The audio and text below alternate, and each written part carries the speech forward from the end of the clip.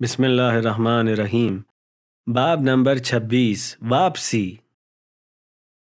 میں نے چشم زدن میں خود کو اسٹریچر پر لیٹے ہوئے دیکھا۔ ڈاکٹرز کی ٹیم مجھے برقی جھٹکے دینے میں مصروف تھی۔ بقول ان کے چند دفعہ کی کوشش کے بعد میری ہارٹ بیٹ لوٹ آئی تھی، یعنی میں دوبارہ زندہ ہو گیا۔ روح جسم میں واپس آ گئی تھی۔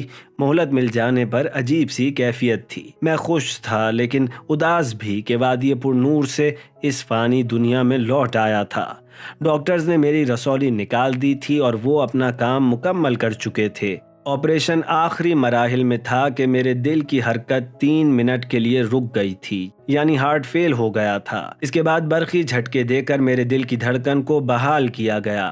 میں ان 3 منٹ میں ہر بات کا گواہ تھا کہ ڈاکٹرز کیا کر رہے تھے۔ آپریشن مکمل ہونے کے بعد مجھے دوسرے کمرے میں منتقل کر دیا گیا۔ تقریباً 1 گھنٹے کے بعد میں بے ہوشی کی کیفیت سے باہر آ گیا۔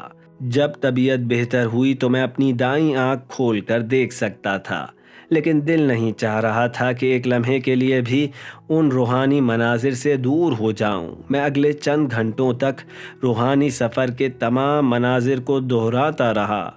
کتنے مشکل مراحل طے کیے، برزخی جنت کو اس کی تمام نعمتوں کے ساتھ دیکھا، جو لوگ پھنسے ہوئے تھے ان کو بھی دیکھا۔ جنت سے چند قدم قریب پہنچ گیا تھا۔ میں نے اپنی جدہ سیدہ زہرا سلام اللہ علیہا کی بہت قریب سے زیارت کی تھی۔ مجھے یقین آ گیا کہ کائنات کی دوسری سمت مادر گرامی کا مقام کتنا بلند ہے۔ میرے لیے اب اس دنیا کو برداشت کرنا بہت مشکل ہو گیا تھا۔ تھوڑی دیر میں 2 نرسز آپریشن تھیٹر میں داخل ہوئیں کہ وہ مجھے وارڈ میں منتقل کر سکیں۔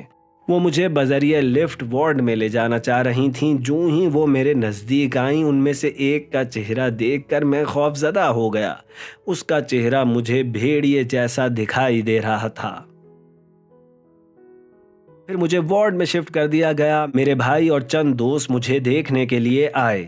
میرے 1-2 رشتہ دار بھی عیادت کے لیے آنا چاہتے تھے۔ وہ اپنے گھروں سے نکل چکے تھے اور ہاسپٹل کے راستے میں تھے۔ میں اس بات سے بخوبی واقف تھا۔ اچانک ان کا باطنی چہرہ دیکھ کر مجھ پر دہشت طاری ہو گئی اور میرا جسم کانپ رہا تھا۔ میں نے اپنے ایک عزیز سے کہا کہ فلاں شخص سے کہیے کہ اس وقت واپس لوٹ جائے۔ میں اس وقت کسی کو بھی برداشت نہیں کر سکتا۔ میں محسوس کر رہا تھا کہ اکثر لوگوں کا باطن مجھ پر نمایاں ہو چکا تھا۔